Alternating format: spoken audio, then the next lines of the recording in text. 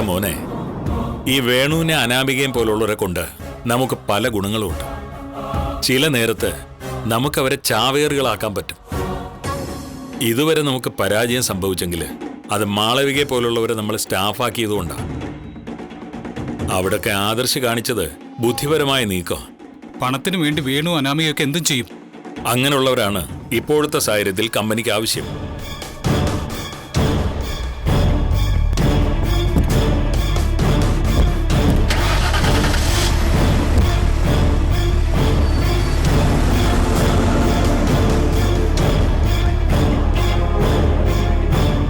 ജാനകി, ഒരിക്കലും പത്മം നവീനും നന്ദുവുമായിട്ടുള്ള കല്യാണത്തിന് സമ്മതിക്കില്ലെന്നാ നമ്മളൊക്കെ കരുതിയത്. പക്ഷേ അതും സമ്മതിച്ചു കഴിഞ്ഞു. ഇനി ആരെയാ കാത്തിരിക്കുന്നത്? അല്ലെങ്കിൽ തന്നെ ആ നാണം കെട്ട ഫാമിലിയിൽ നിന്ന് ഇനി ഒരുത്തി ഇങ്ങോട്ട് കൂട്ടിക്കൊണ്ടുവരേണ്ട കാര്യമുണ്ടോ? ആ കല്യാണം കഴിഞ്ഞു പോട്ടെ ജലജ. അത് കഴിഞ്ഞു കുറച്ചുനാള് അവൻ ആ വിഷമത്തിൽ നടക്കും. അതിനുശേഷം നമ്മുടെ വഴിക്ക് വന്നോളും.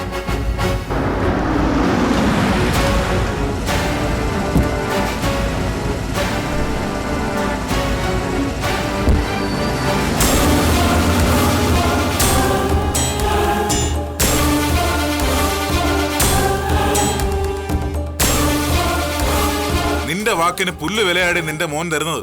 അവനെ അവന്റെ അച്ഛനുമായിട്ട് ഒന്നിച്ച് കാറിൽ കയറി പോകുന്ന ഞാൻ കണ്ടു. അവൻ പറഞ്ഞ എന്താ? AN ജ്വല്ലറിയുടെ ഇപ്പോഴത്തെ MD ഡേവിഡ് ആണ് അവന് ജോലി വാങ്ങിക്കൊടുത്തന്നല്ലേ? ഒന്നുമല്ല, മകനും അച്ഛനും തമ്മിലുള്ള കളിയായത്. നവ്യ ആ കമ്പനിയുടെ മോഡലായതും അങ്ങനെ തന്നെയാ. അറിയാലോ ഒരിക്കൽ സംഭവിച്ചതൊക്കെ. ഇപ്പൊ അതിന് കണക്ക് വഹിക്കാനാ അവൻ വന്നിരിക്കുന്നത്. ജലജെ, അതത്ര നിസ്സാരമായിട്ട് തള്ളിക്കളയേണ്ട കാര്യമല്ല. നമ്മളെ എല്ലാവരെയും ബാധിക്കുന്ന പ്രശ്നമാ. അവനിനി ഒരിക്കലും മടങ്ങി വരില്ലെന്നാ കരുതിയത്. എന്നിട്ട് വന്നു. ഇവിടെ ആരും എന്നെ സപ്പോർട്ട് ചെയ്യില്ല. പക്ഷെ മറ്റുള്ളവരെക്കാളും നാഗേന്ദ്രനെ പറ്റി അറിയാവുന്നത് അജയേട്ടനാണ്. പിന്നെ ഇളയമാവന്റെ സ്ഥാനത്ത് നിന്ന് എന്താ അവനെ തടയാത്തത്?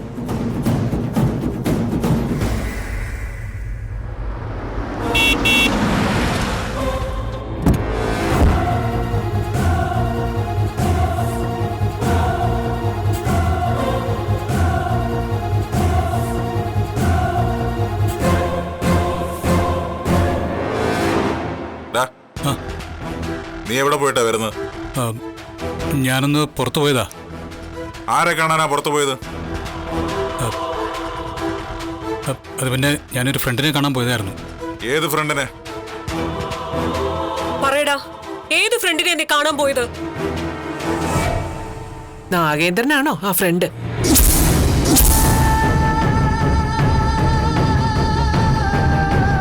ചോദിച്ച കേട്ടില്ലടാ. നാഗേന്ദ്രനാണോ ആ ഫ്രണ്ടെന്ന്? ഞാൻ അയാളെ കണ്ടിട്ടൊന്നുമില്ല.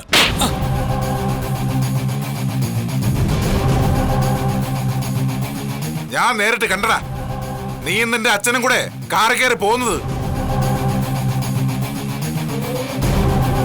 എന്നിട്ട് കണ്ടില്ലെന്ന് പറയുന്നോടാ. ഇനി നീ അവനെ കാണുകയോ സംസാരിക്കുകയോ ബന്ധം കൂടാൻ ശ്രമിക്കുകയോ ചെയ്താൽ കൊത്തി എറിഞ്ഞ് നിന്നെ അവന്റെ മുമ്പിൽ കൊണ്ടിട്ടുകൂടാ. അവൻ അത്രയ്ക്ക് കുടുംബത്തെ ദ്രോഹിച്ച ഒരുത്തനാണ്. അവൻ പോയിരിക്കുക ഈ കുടുംബത്തെ നമ്മുടെ ജ്വല്ലറിയെ തകർക്കാൻ നോക്കിയ ഒരുത്തനെ കാണാനായിട്ട്. അവന്റെ കരണത്തടിക്കുന്നതിന് പകരം അവന്റെ കാല് തല്ലി ഒടിക്കുകയാണ് അജയേട്ട വേണ്ടത്. പിന്നെ അവൻ ഈ വീട്ടിന്റെ വെളിയിൽ ഇറങ്ങത്തില്ലല്ലോ. നീ എന്തിനാടാ അവനെ കാണാൻ പോയത്? പറഞ്ഞിട്ട് കാര്യമില്ല. ഇപ്പോഴേ ഇവന്റെ കാണപ്പെട്ട ദൈവം എന്റെ അച്ഛൻ. നീ എന്തെല്ലാം കാര്യത്തിന് ഇവനെ തള്ളി പറയുകയും തല്ലുകയൊക്കെ ചെയ്തിട്ടുണ്ട്. ഈ ഒരു കാര്യത്തിൽ മാത്രം എന്താ നീ പിന്നോക്കം നിൽക്കുന്നത്? ദുഷ്ടനായ ഒരുത്തനെ കാണാൻ പോകുന്ന ഇവനെ നിനക്ക് പറഞ്ഞു തിരുത്തിക്കൂടെ? അതിനേക്കാളും ദുഷ്ടരായ ചിലരൊക്കെ ഈ വീട്ടിനകത്തുണ്ട്. നീ അത് ആരെ ഉദ്ദേശിച്ചാ പറഞ്ഞത്? ആരെക്കുറിച്ചായാലും ശരി, അതെ, ചിലർക്കൊക്കെ മനസ്സിലായിട്ടുണ്ട്.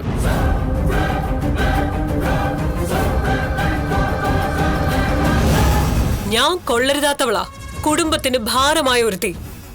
പക്ഷേ നാഗേന്ദ്രനെ ആരനുകൂലിച്ചാലും ശരി, അവർക്കൊപ്പം നിൽക്കാൻ എന്നെ കൊണ്ട് പറ്റില്ല.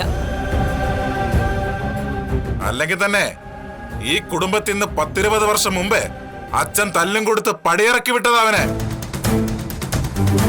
അങ്ങനെ ഒരുത്തനെ ഇവിടെ ഇനി ആരും ന്യായീകരിക്കാൻ പാടില്ല. നീ ഇപ്പോ നാഗേന്ദ്രന്റെ ഭാഗത്ത് തെറ്റെന്താണെന്ന് അറിയാനായിട്ട് ആകാംക്ഷയോടെ നടക്കുന്നുണ്ട്. എന്തിനാടാ അത് അറിയുന്നത്? അറിയാൻ നടത്തോളൊക്കെ അറിഞ്ഞില്ലേ? അതിനപ്പുറം ഒന്നും സംഭവിച്ചിട്ടില്ല. അവനൊരു കുടുംബകലകിയ, ആൾക്കാരെ തമ്മിൽ തെല്ലിച്ച് ചോര കുടിക്കുന്ന ഒരു ദുഷ്ടൻ. അവന്റെ അതേ സ്വഭാവം ഇവന് കിട്ടിയിരിക്കുന്നേ. അതുകൊണ്ട് അച്ഛനും മോനും കൂടെ കൂട്ടുകൂടുകയാണെങ്കിൽ അത് വീടിന് പുറത്തു മതി.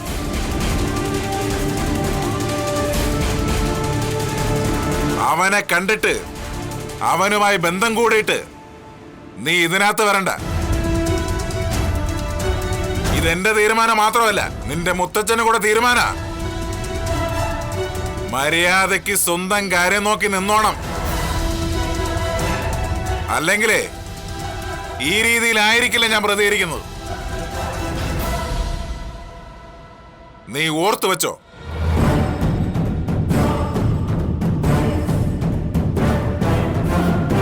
എടാ, എന്തിനാടാ ഇങ്ങനെ എല്ലാവരും വായിരിക്കുന്ന കേൾക്കുന്നതും തല്ലുകൊള്ളുന്നതും? ആരെ ഒന്നും ചെയ്യാത്ത കൂട്ടത്തിൽ അജയൻ. അവൻ പോലും നിന്നോട് ഇത്രയ്ക്ക് ദേഷ്യപ്പെടുന്നുണ്ടെങ്കിൽ അത്രയ്ക്ക് ഈ കുടുംബത്തിന് ബാധ്യതയായിരുന്നു നാഗേന്ദ്രനെന്ന് നീ മനസ്സിലാക്കണം. സ്നേഹിച്ച് അവന് വഷളാക്കി ഞാൻ. ഇവന്റെ എല്ലാ കൊള്ളരുതായ്മയ്ക്ക് കൂട്ടുനിന്നു. എന്നിട്ട് അവസാനം അവൻ എന്നെ തന്നെ വേദനിപ്പിച്ച് രസിക്കുക.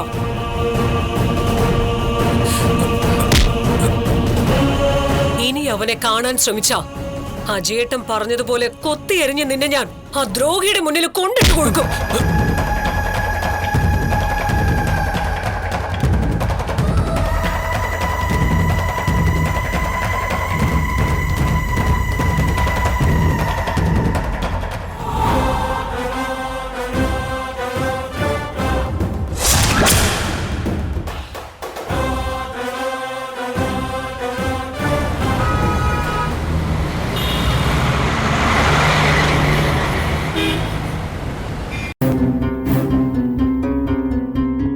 ഇങ്ങനെ ഒരു സംഭവം കണ്ടു കഴിഞ്ഞാൽ അത് ഇളയച്ചൻ ആദ്യം പറയേണ്ടത് മുത്തച്ഛനോടാ, അല്ലെങ്കിൽ അച്ഛൻ്റെ അടുത്ത്. അത് അറിഞ്ഞു കഴിയുമ്പോൾ മുത്തച്ഛനാ ഇങ്ങനെ പ്രതികരിക്കേണ്ടത്. പക്ഷേ ഇവിടെ ഇളയച്ചൻ നേരെ വന്ന് അവനെ തല്ലുകയായിരുന്നു. നമ്മളൊക്കെ സംശയിക്കുന്ന പോലെ നാഗേന്ദ്രന്റെ കാര്യത്തിൽ അപ്പച്ചയെ പോലെ തന്നെ ദേഷ്യമല്ലേ ഇളയച്ചനും? ഇളയച്ചന് മാത്രമല്ല, ഇളയമ്മയ്ക്കും അങ്ങനെ തന്നെയാ. ഇതിനകത്ത് അവർക്ക് 3 പേർക്കും അറിയാവുന്ന എന്തോ ഒരു സംഭവമുണ്ട്. മുത്തച്ഛനും അതറിയാം. ഇവിടെ എല്ലാം തുറന്നു ചോദിക്കാൻ പറ്റുന്നത് ഇളയച്ചനോടാ. അച്ഛൻ്റെ അടുത്തുള്ള സ്വാതന്ത്ര്യത്തിനേക്കാൾ കൂടുതൽ എനിക്ക് ഇളയച്ചനോടുണ്ട്. പക്ഷേ ഈ നാഗേന്ദ്രന്റെ വിഷയം വന്നതോടുകൂടി ഇളയച്ചൻ എന്തോ ഒരു ചെറിയ വെറുപ്പ് എന്നോടുണ്ട്. അത്ര ചെറുതൊന്നുമല്ല. ആ വിഷയം സംസാരിക്കുന്നത് പോലും ഇളയച്ചന് ഇഷ്ടമല്ല. എന്തായാലും അപ്പച്ചിക്ക് ഒരു കാര്യം ഉറപ്പായി, അഭിയും നാഗേന്ദ്രനും തമ്മിൽ കാണുന്നുണ്ടെന്ന്. അവൻ ഈ വീട്ടിലെ സംസാരമൊക്കെ ആയിരിക്കും നാഗേന്ദ്രന് ചോർത്തി കൊടുക്കുന്നത്. അതുകൊണ്ട് അവന്റെ മുന്നിൽ വെച്ച് ബിസിനസ് കാര്യങ്ങളൊന്നും പറയാത്തത്. ഇവിടെ അവന്തിയുടെ നിലപാടെന്താ? അവള് നമ്മുടെ സൈഡാണെന്ന വിശ്വാസം. അനിയുമായിട്ടുള്ള നിശ്ചയം നടക്കാതെ വന്നതിന് ശേഷം അവന്തിയിലും കാര്യമായിട്ടുള്ള മാറ്റങ്ങളൊക്കെ ഉണ്ട്. അവള് മനസ്സിലുള്ളത് പുറത്തു കാണിക്കാതെ നടക്കുക. അഭിയുടെ ബ്ലഡ് തന്നെയാ അവളും. അതുകൊണ്ട് എല്ലാ രഹസ്യങ്ങളും അവളോട് തുറന്നടിച്ച് പറയണ്ട. ഓണത്തിന് ശേഷം വീണ്ടും നാഗേന്ദ്രൻ എന്തിനാ വീട് വിട്ടു പോയതെന്ന് കൃത്യമായിട്ട് മനസ്സിലാക്കാൻ ശ്രമിക്കണം. അഭിയോട് അതുപോലെ ഇളയച്ചൻ ചൂടായത്. ഇതുവരെ കാണാത്തൊരു ഇളയച്ചന്റെ മുഖമാണ് ഞാൻ അവിടെ കണ്ടത്.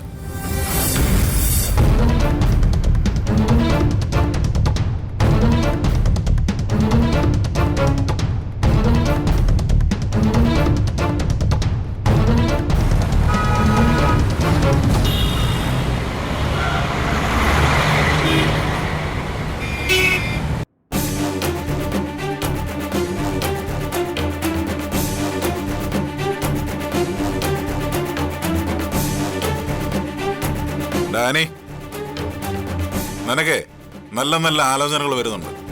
ഇനിയിപ്പോ ഡിവോഴ്സ് ഒക്കെ നടന്നോണ്ട് സീരിയസ് ആയിട്ട് അതിൽ മെച്ചപ്പെട്ട ഒരു പെൺകുട്ടിയെ നിനക്ക് തിരഞ്ഞെടുക്കാൻ തീരുമാനിച്ചിരിക്കുകയാണ് ഞങ്ങൾ.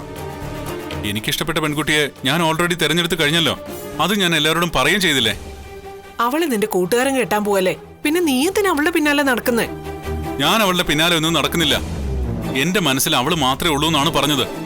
ഡാ, അവളും നവീനും തമ്മിൽ കല്യാണം കഴിച്ചാലും നീ അവളെ ഓർത്തോണ്ടിരിക്കോ? അവളെ വിവാഹം കഴിക്കാൻ കഴിഞ്ഞില്ലെങ്കിൽ അച്ഛനും അമ്മയ്ക്കും വേറൊരു മരുമോളെ കിട്ടില്ല.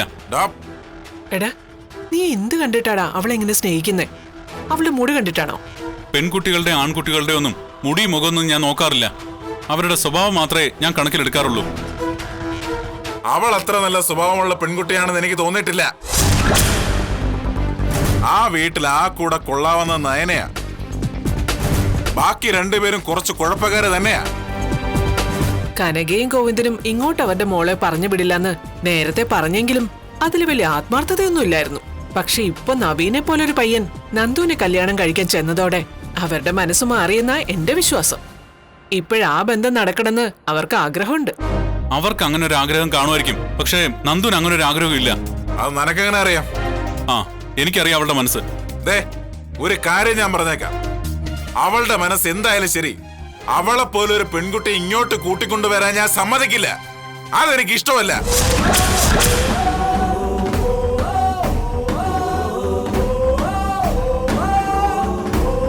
ഇന്നലെ വരെ അച്ഛൻ എന്നോട് ഇങ്ങനൊന്നും സംസാരിച്ചിട്ടില്ലല്ലോ.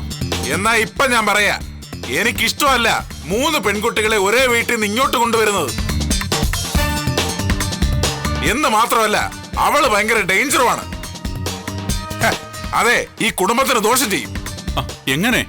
ഇടാ, ഏത് ഗുണ്ടകളെ വെല്ലുവിളിച്ചാലും അവരുടെ ഇടയിലേക്ക് ചാടി വീഴുന്ന ഒരുത്തിയാണ് അവള്. അവരുമായിട്ട് തല്ലും വഴക്കും കൂടുന്ന കൂട്ടത്തിലുവാ. അങ്ങനെ ഉള്ളവർക്ക് ഭീഷണി കൂടും. ആ ഭീഷണി നിന്നെയും ബാധിക്കും. അച്ഛൻ ഇതിനു മുമ്പ് അവളെ കുറിച്ച് നല്ലത് മാത്രമല്ലേ പറഞ്ഞിട്ടുണ്ടായിരുന്നുള്ളൂ. ആ, ഇപ്പോഴാ നീ അവളെ കല്യാണം കഴിച്ചാലുള്ള ദോഷത്തെ പറ്റി നിന്റെ അച്ഛൻ കൂടുതലായി ചിന്തിച്ചത്. അതുകൊണ്ടാ ഇങ്ങനെയൊക്കെ പറഞ്ഞത്. ദേ, നിങ്ങളൊക്കെ ഇനി എന്തൊക്കെ പറഞ്ഞാലും ശരി, എനിക്ക് നന്ദുവിനെ അങ്ങനെ വിട്ടുകളയാൻ പറ്റില്ല. മര്യാദക്ക് ഞങ്ങള് പറയുന്നത് കേട്ടില്ലെങ്കിലേ അടിച്ചില്ല. എനിക്ക് സ്നേഹിക്കാൻ മാത്രമല്ല, നിന്നെ ശിക്ഷിക്കാനും അറിയാം. ഒരു കാരണവശാലും നീ നന്ദുവും തമ്മിലുള്ള വിവാഹത്തിന് ഞാൻ സമ്മതിക്കില്ലടാ.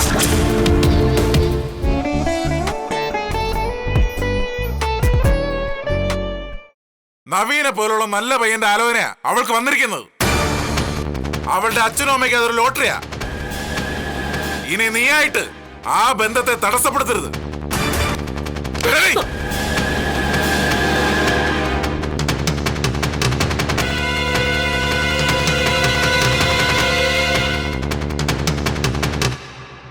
ഡാ, നിന്റെ അച്ഛൻ പറഞ്ഞതൊക്കെ കേട്ടല്ലോ.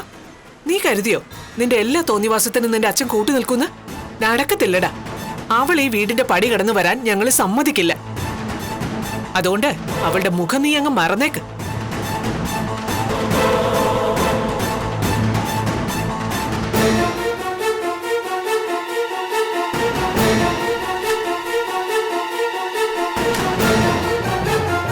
ഏട്ടാ, അച്ഛനിത് വല്ലാത്ത മാറ്റമാണല്ലോ. അബിയെ തല്ലിയതിന് പിന്നാലെ നന്ദുവിനെ ഈ വീട്ടിലെ മരുമകളാക്കണ്ടെന്ന് എന്നോട് പറഞ്ഞു. ഇളയച്ചൻ എന്തോ സംഭവിച്ചിട്ടുണ്ട്. എന്നോടും ഇവളോടൊന്നും ആ പഴയ സ്നേഹമൊന്നുമില്ല. ആ, അത് ഞാനും ശ്രദ്ധിക്കാതിരുന്നില്ല ഏട്ടാ. എന്നെക്കാളും അച്ഛൻ ഇഷ്ടമായിരുന്നു ആദർശേട്ടനെ. എന്നിട്ടിപ്പോ എന്താ പറ്റിയെന്ന് മനസ്സിലാവുന്നില്ല. അതിന്റെ കാരണമൊക്കെ ഒരു പരിധിവരെ ഞങ്ങൾക്കറിയാം. മിക്കവാറും അധികം വൈകാതെ തന്നെ എന്താ സംഭവിച്ചതെന്ന് നമുക്ക് മനസ്സിലാക്കാൻ പറ്റും. എന്തെങ്കിലും സംശയം ഉണ്ടെങ്കിൽ അത് എന്നോട് കൂടി ഒന്ന് പറഞ്ഞൂടെ? പറയാറായിട്ടില്ല അനി. അച്ഛന് നന്ദുവിനെ വലിയ ഇഷ്ടമായിരുന്നു. പെൺകുട്ടികളായ അവളെപ്പോലെ വേണമെന്ന് അച്ഛൻ പറഞ്ഞതുവാ. എനിക്ക് നന്ദുവിനെ ഇഷ്ടമാണെന്ന് അറിഞ്ഞപ്പോ അവൾ ഇങ്ങോട്ട് വരുന്നത് നല്ലതാണെന്നും പറഞ്ഞതാ. അങ്ങനെയുള്ള ആളാണിപ്പോ കുറച്ച് ദിവസമായിട്ട് ഇങ്ങനെ മാറിയിരിക്കുന്നത്.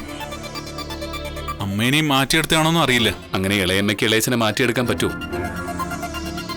ഇതൊന്നുമല്ല കാര്യം. ഇപ്പോ ബിസിനസ്സിലും ഇളയച്ചന്റെ ശ്രദ്ധ വളരെ കുറഞ്ഞിട്ടുണ്ട്. ആ, അത് ശരിയാ. എന്നെ ഇപ്പൊ വിളിക്കാറുമില്ല, എന്റെ ബ്രാഞ്ചിലേക്കൊന്നും വരാറുമില്ല. വല്യച്ഛനും അതിൽ പരാതിയൊക്കെ ഉണ്ട്. ഇളയച്ചൻ എന്തൊക്കെയോ പ്രശ്നങ്ങളുണ്ടല്ലേ? അങ്ങനെ വേണം പറയാൻ. ഇത് പക്ഷേ വളരെ പെട്ടെന്നുണ്ടായ മാറ്റമാ. എന്തായാലും അമ്മയുടെ അടുത്ത് തർക്കിക്കുന്ന പോലെ അനി അച്ഛനുമായിട്ട് തർക്കിക്കാനൊന്നും നിൽക്കണ്ട. നന്ദുവിനോടുള്ള അനിയുടെ സ്നേഹം ഞങ്ങൾക്കറിയാം. എന്നാ അതിനെ ഇളയമ്മയ്ക്കൊപ്പം ഇളയച്ചനും എതിർത്ത് കഴിഞ്ഞാൽ പിന്നെ നിങ്ങളെ സഹായിക്കാൻ ഞങ്ങൾക്ക് ബുദ്ധിമുട്ടാവും. ഒരു കാര്യം ഞാൻ എന്തായാലും ഉറപ്പിച്ചു. ഞാൻ മുത്തശ്ശൻ ഉൾപ്പെടെ ഈ വീട്ടിലെ എല്ലാവരുടെയും മുമ്പിൽ വെച്ച് പറഞ്ഞത് 100% ആത്മാർത്ഥമായിട്ടാണ്. അതിന്ന് ഒരടി ഞാൻ പിന്നോട്ട് പോവില്ല.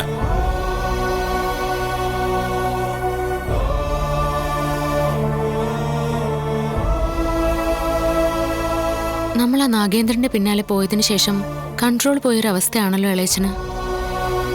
അതെ, ഇപ്പോ അപ്പച്ചയെ പോലും ചില നേരത്ത് സപ്പോർട്ട് ചെയ്യുന്നുണ്ട് ഇളയച്ചൻ.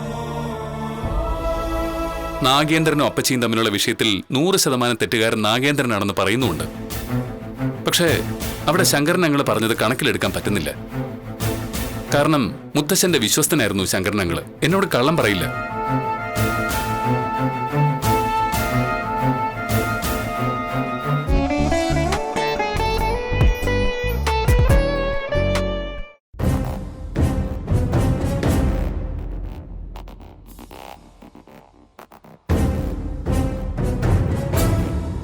ഇവന് 2 കിട്ടണമെന്ന് എനിക്കുണ്ടായിരുന്നു. എന്നാലും അമ്മാവൻ എന്തിനാ ഇവനെ തല്ലിയെന്ന് അറിയത്തില്ലല്ലോ. അബി, നിന്റെ അച്ഛനെ നീ കാണുന്നത് നിന്റെ അമ്മയ്ക്ക് ഇഷ്ടമല്ല. അതിന്റെ പേരില് നിന്നെ വഴക്ക് പറയാൻ തല്ലുകയൊക്കെ ചെയ്തതാ. പക്ഷെ എനിക്ക് മനസ്സിലാവാത്തതേ അതൊന്നുമല്ല. നീ നിന്റെ അച്ഛനെ കണ്ടെന്ന് പറഞ്ഞ് നിന്റെ അമ്മാവൻ എന്തിനാ നിന്നെ ഇങ്ങനെ തല്ലിയത്? അച്ഛനും മോനും തമ്മിൽ കാണുന്നത് മറ്റുള്ളവരെക്കാളും ദേഷ്യമാണല്ലോ അമ്മാവന്. അതാ എനിക്ക് മനസ്സിലാവാത്തത്. ഞാൻ എൻ്റെ അച്ഛനെ കാണുന്നതിൽ ഏറ്റവും കൂടുതൽ ദേഷ്യമുള്ളത് അമ്മയ്ക്കും അമ്മാവനും അമ്മായിക്കുമാണ്.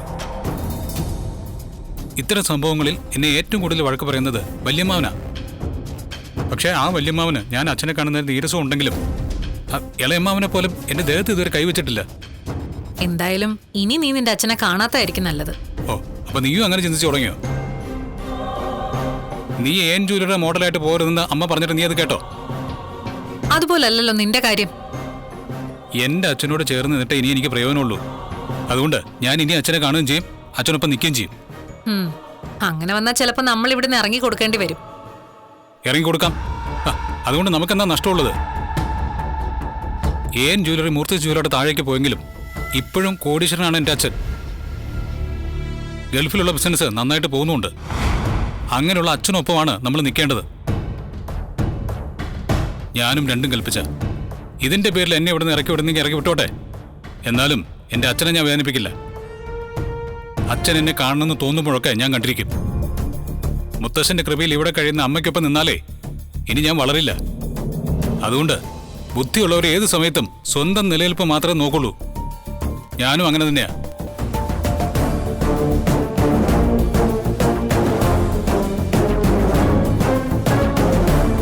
നീ ആഗ്രഹിക്കുന്ന പോലെ ഒരു ജീവിതം നിനക്കുണ്ടാവത്തില്ലടാ.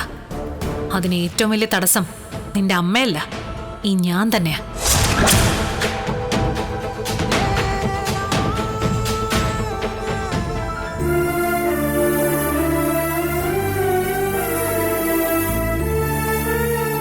എന്താ നന്ദൂട്ട ഇത്? എന്തിനിങ്ങനെ ചിന്തിച്ചോണ്ടിരിക്കുന്നേ? നീ ഭക്ഷണത്തിന്റെ മുന്നിൽ ഇരുന്നപ്പോഴും ചിന്തിച്ചോണ്ടിരിക്കുകയായിരുന്നല്ലോ. ദേ, നാളെ മോക്ക് ഞാൻ കുറച്ച് പച്ചമഞ്ഞൾ അരച്ചു തരാം. അതൊക്കെ മുഖത്തൊന്ന് തേച്ച് പിടിപ്പിക്കണം. കുറച്ചൊരു ഗ്ലാമർ ഒക്കെ വരട്ടെ. നവീൻ മോന്റെ അച്ഛൻ വന്നാലുടനെ നിശ്ചയ, പിന്നെ കല്യാണം. ആ സമയത്ത് ആരും എന്റെ നന്ദൂട്ടിനെ കണ്ടാലും കുറ്റം പറയരുത്. അല്ലെങ്കിൽ ആ നല്ല മുടിയൊക്കെ വെട്ടിക്കളഞ്ഞിരിക്കുക. ഇങ്ങനെ എന്നെ ഇഷ്ടപ്പെടുന്നവർ ഇഷ്ടപ്പെട്ടാ മതി. അയ്യോ, എന്റെ പൊന്നേ, ചൂടാവാതെ. ഈ മുഖം കണ്ടിട്ടാണല്ലോ നവീൻ മോനെ ഇഷ്ടപ്പെട്ടത്. എന്തിനാ അമ്മ ഇടപെടിന്ന് ഇതൊക്കെ തീരുമാനിക്കുന്നത്?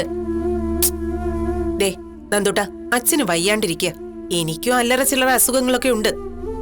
നിന്റെ കല്യാണം കൂടി കഴിഞ്ഞു കഴിഞ്ഞാ പിന്നെ എന്തെങ്കിലും വന്നു കഴിഞ്ഞാലും കുഴപ്പമില്ല.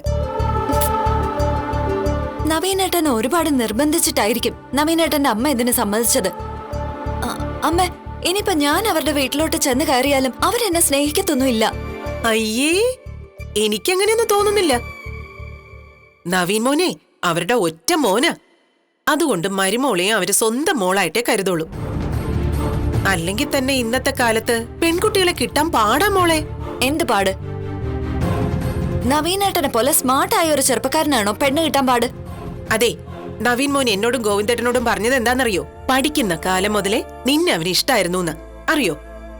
ദേ, ഇന്നത്തെ മിക്ക ആൺകുട്ടികൾക്കും ഒതുങ്ങി നടക്കുന്ന പെൺകുട്ടികളെ ഇഷ്ടമല്ല. അത്യാവശ്യം തന്റെയുടെ ഉള്ളവരോടാ അവർക്കൊക്കെ താല്പര്യം. അതുപോലെ തന്നെ നീയുമായിട്ട് പൊരുത്തപ്പെട്ടു പോകുന്ന പയ്യന്മാരെ തേടി നടക്കുമായിരുന്നു ഞാനും ഗോവിന്ദേട്ടനും. ആ നേരത്താ ഞങ്ങളുടെ എല്ലാം പ്രാർത്ഥന കണ്ടറിഞ്ഞ് അതുപോലൊരു പയ്യനെ ദൈവമായിട്ട് കൊണ്ടു തന്നത്. ശ്ശോ, എനിക്ക് കുറച്ചു നാളുകൂടെ ഇങ്ങനെ ഫ്രീ ആയിട്ട് നടക്കണം അമ്മേ. ആ നടന്നോ? നവീനെ കല്യാണം കഴിച്ച ശേഷം മോള് ഫ്രീ ആയിട്ട് തന്നെ നടന്നോ? ഒരു കുഴപ്പമില്ല. അതിന് ഈ കല്യാണം ഒരു തടസ്സമല്ല മോളെ. പിന്നെ മോൾ എന്ത് പറഞ്ഞാലും നവീൻ മോനെ അനുസരിക്കും.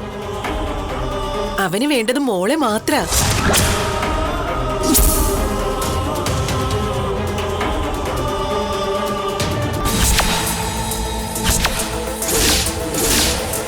അച്ഛൻ തനിക്ക് താക്കീത് തന്നു വിട്ടതാണെന്നറിയാം.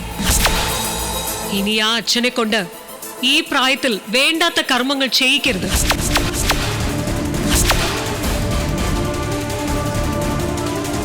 ആ ശത്രുതയുടെ കാരണം അഭിയുടെ അമ്മ തന്നെയാ. അതേതാണ്ട് ആദർശേട്ടൻ കണ്ടെത്തി കഴിഞ്ഞു. ബാക്കി കുറച്ച് കഥകൾ കൂടി അറിയാനുണ്ട്. അതിന്റെ അന്വേഷണത്തിലാ ഞങ്ങൾ രണ്ടാളും.